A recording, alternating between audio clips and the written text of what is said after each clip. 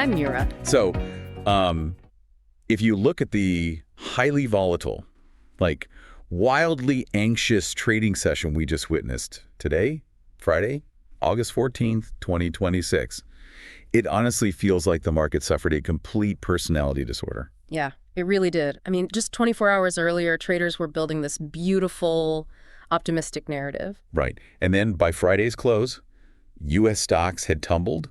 Long-term Treasury yields ground higher in a way that kind of defied traditional logic, and gold surged to a massive high. Which makes sense when you realize traders were suddenly wrestling with just abysmal consumer data and rapidly escalating global threats. Exactly. So to make sense of this whiplash for you, we're going to map this out sequentially in this deep dive. Right, because there's a lot to unpack. Definitely.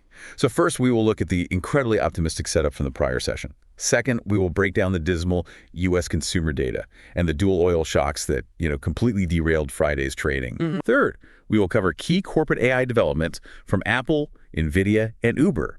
And finally, we'll wrap up by putting our own theories to the test in our live paper trading segment. But before we get into the timeline, we need to explicitly state that this show is for market context and discussion only. It is not personal investment advice or an investment recommendation. Very true. Which brings us to our first core question. Session 1. What set the stage before the U.S. session? Well, the carryover narrative from Thursday, August 13, was almost aggressively bullish. Oh, absolutely. Yeah. I mean, we were coming off a powerful rally from the late July lows, and it was entirely fueled by a soft landing thesis. The assumption was that the economy was cooling down just enough to starve inflation. But retaining enough momentum to avoid a recession. Right. Exactly. And Thursday's action seemed to cement that thesis with a spectacular midday breakout. Yeah, the catalyst there was the July U.S. wholesale inflation report, the PPI. It came in completely flat at 0.0% month over month, which undershot the forecast. And for anyone tracking the Federal Reserve, a flat wholesale inflation print is like the ultimate green light. Right. It signals that pipeline price pressures are vanishing, which supposedly gives central banks the flexibility they need to lower rates without fear. Yeah, and the optimism wasn't restricted to just macroeconomic data either. Technology hardware enthusiasm was running really hot heading into Friday. Oh, yeah. Late Wednesday, Systems released their fourth quarter earnings, and the CEO targeted $7.5 billion in AI revenue for fiscal 2027. $7.5 billion. Why? I know, right? Cisco acts as a massive bellwether for enterprise networking. When they point to a multi-billion-dollar pipeline like that, the market reads it as validation for the entire structural growth story surrounding U.S. semiconductor and software developers. Basically, if the plumbers of the internet are making that much money on AI, the builders must be thriving. Exactly. Add to that some global growth reassurance. On Thursday morning, the UK reported stronger than expected July GDP, up 0.3%. The market was feeling invincible. But there was a massive blind spot here. Yeah. While equities were breaking out, structural risks were lingering unresolved right under the surface. Right. The biggest elephant in the room was the U.S. and Iran's 60-day ceasefire window. It was rapidly approaching its expiration date with absolutely zero extension in sight. None at all. Yeah, so the market was pricing in a perfect global supply chain while entirely ignoring a ticking clock in the Middle East. And then you have the global tariff environment tightening in the background. Late Thursday at 5:24 p.m. Eastern Time, President Trump signed a proclamation imposing sweeping tariffs on global commercial drone imports. And these are huge numbers. Yeah. We are talking about a 100% tariff on sensitive drones and a 15% tariff on drones from allies like the EU, Japan, South Korea, and Taiwan. So there is a severe tension between those two realities. You have equity traders pricing in a flawless, inflation-free future, while in the background we're seeing geopolitical escalation as game theory brinkmanship. Right. Tariffs and military posturing are being deployed as explicit leverage tools. We're just reporting on these events as they're happening to give you the context, not taking any political sides here. Of course. We're just looking at how the market digests it. Exactly. So, wrapping up that pre-market picture, the market walked into Friday morning feeling deeply confident that inflation was tamed and was completely unprepared for a collision with the actual state of the consumer.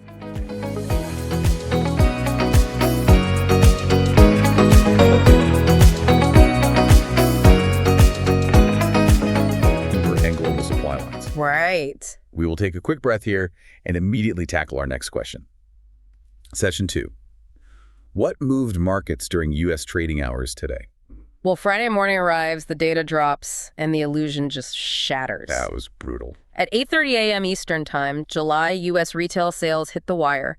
The market had priced in a slight gain of 0.1%. But instead, retail sales fell 0.6% month over month. Core retail sales fell 0.3%. And the bleeding didn't start there. At 10:01 a.m. Eastern Time, the preliminary August University of Michigan Consumer Sentiment Index plunged to a record low of 51.0. Down heavily from 55.2. Right. But the truly devastating detail in that sentiment report wasn't just how pessimistic people felt. It was that one-year inflation expectations actually ticked up to 4.3%. Wow.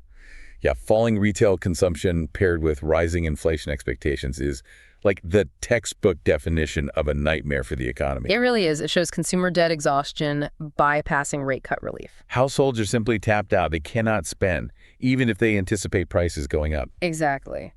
And the equity reaction was swift.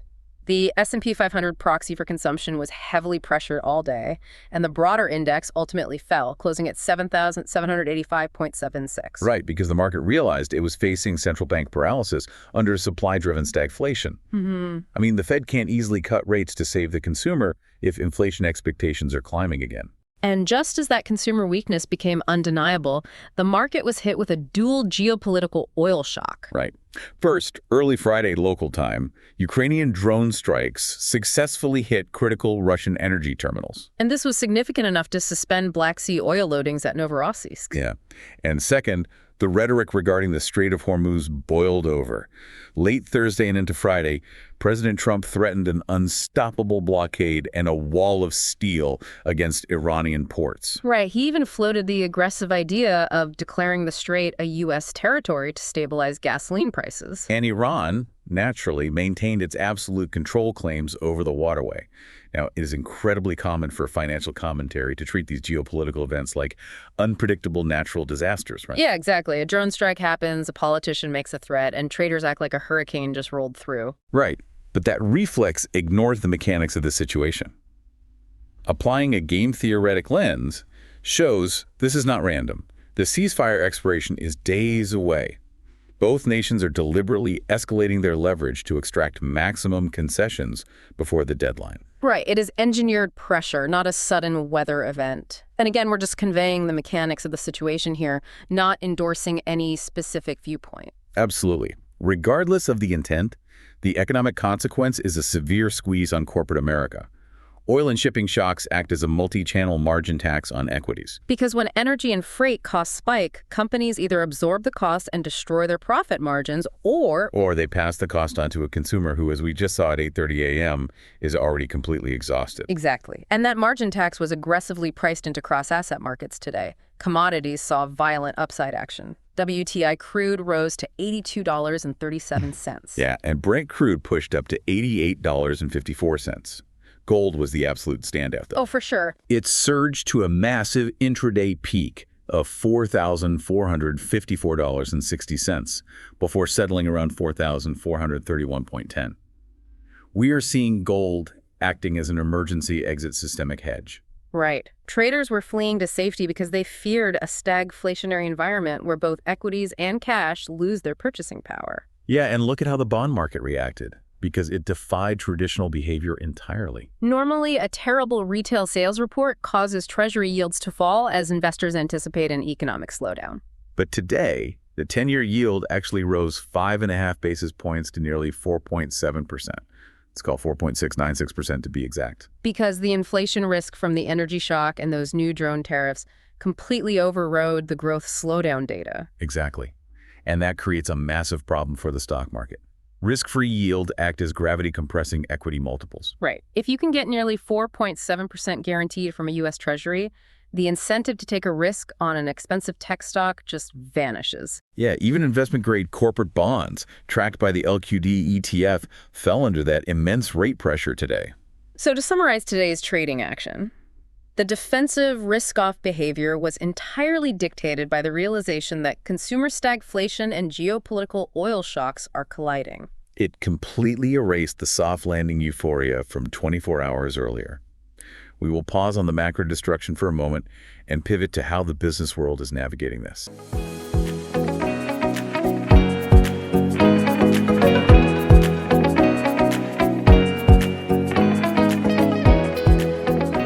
Sounds good. Session 3. Corporate events recap and what to watch next. Even with the macroeconomic environment melting down, the corporate artificial intelligence build-out is aggressively pushing forward. It is the single largest capital expenditure cycle happening right now, but the latest developments show how complex deployment is really becoming. Yeah. Take Apple and Alibaba. Early Friday, around 12:19 a.m. Eastern Time, reports surfaced that Apple is partnering with Alibaba, that's ticker 9988 in Hong Kong, to develop and train China-specific AI models. And developing bespoke models for a single market highlights the massive regulatory hurdles in play. Apple cannot simply deploy Western AI systems in China due to strict data sovereignty and algorithmic regulations enforced by Beijing. Partnering with Alibaba is a mandatory workaround if Apple wants to retain its smartphone market share there. But even with those strategic moves, the broader tech sector struggled today. The XLK Tech ETF was down roughly 0.6% for the session, let's say 0.59%. And speaking of the sheer cost of this technology, around 12 a.m. Eastern Time heading into Friday, Reuters reported that Goldman Sachs is exploring investor participation in a staggering $500 billion AI funding plan with NVIDIA. $500 billion. I mean, that is a scale that almost breaks traditional financial modeling. It really is. It also highlights a critical structural concern, AI capex as a self-referential valuation loop. NVIDIA is printing massive revenue, but a significant portion of that comes from mobilizing third-party capital, like this Goldman initiative, to build the infrastructure that buys their own chips. Right. And the real question is, are investors willing to fund $500 billion of capacity before we see equivalent widespread monetization from the software side? Yeah, if the end-user applications don't generate enough cash to justify those data centers, the entire loop fractures. We did see an attempt at physical world monetization, though. Thursday at 9 p.m. Eastern Time, Pony.ai and Uber announced they are expanding their robotaxi alliance. Oh, yeah. They are deploying over 2,000 vehicles globally, starting with 5 European cities, beginning in Zagreb, Croatia, and eventually rolling out into the Middle East. Moving AI out of the server farm and into physical transportation is the ultimate test of finding reliable cash flow for this technology. Definitely. Speaking of cash flow, I have to read this closing bell joke from our daily source because it perfectly captures the brutal mood on the trading floor today. Let's hear it. Quote, "Well, after today's dismal retail and sentiment data, the closing bell didn't sound so much like the end of a trading session and more like the fire alarm going off in the consumer's wallet. Between a crumbling economic outlook and threats of annexing the Strait of Hormuz, the only asset class feeling victorious today is gold, which is currently enjoying a champagne lifestyle. The rest of us are left wondering if we can use our depreciated tech shares to pay for gas this weekend. But hey, look on the bright side. If Hormuz really becomes a U.S. territory, maybe we'll finally get free shipping on our crude oil." Wow. That stings precisely because it maps perfectly to the day's price action. It really does. So let's outline what you should be watching next over the next 24 hours and into Monday. Right. Number 1, without question, weekend Strait of Hormuz and Iran headlines.